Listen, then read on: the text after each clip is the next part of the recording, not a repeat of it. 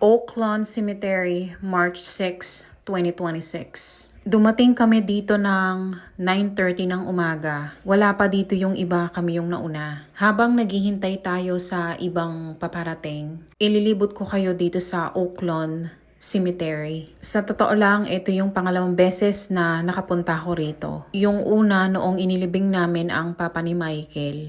Hindi ako sigurado, pero siguro hindi lahat ganun. Pero napansin ko lang dito sa US, hindi sila yung katulad sa atin sa Pilipinas na kapag may yumao, yearly pa rin nating dinadalaw o bukod sa yearly minsan nga.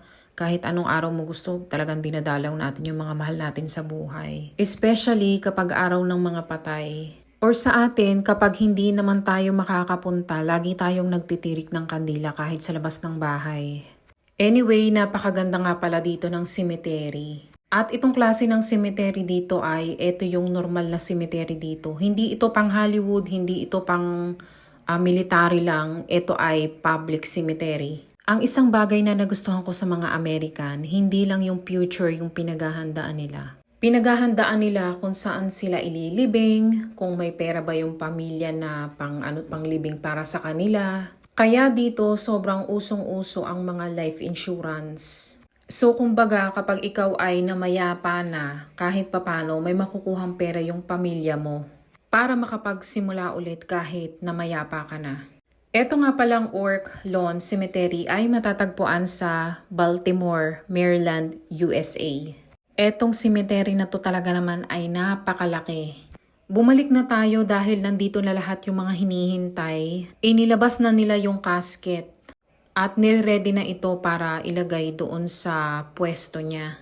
Dito pala kapag bumili ka ng pinaka-islat na lupa, hindi lang siya para sa isa, kundi kasya ang 4 dito na casket. Family and friends of Virginia May Rendell. Again, it's a quiet place that we come to celebrate here in this moment of time, to celebrate 83 years of life.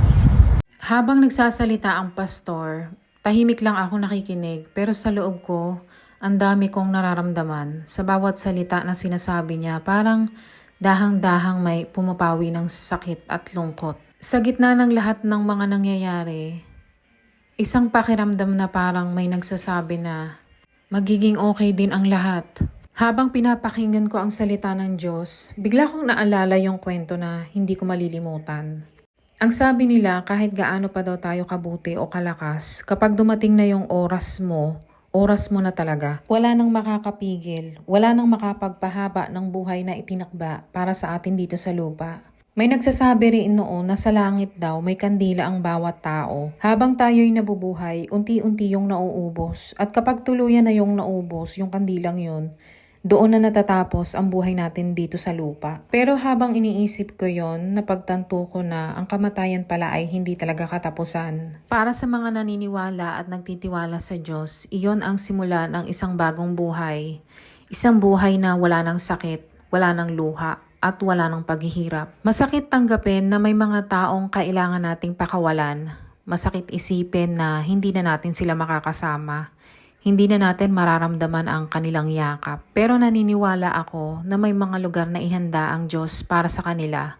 Isang lugar kung saan payapa na sila at balang araw kapag dumating din ang oras natin, muli tayong magkikita-kita. Dahil ang buhay natin dito sa mundo ay pansamantala lamang. Pero ang pagmamahal, alaala at buhay na kasama ang Diyos, iyon ang tunay na walang hanggang.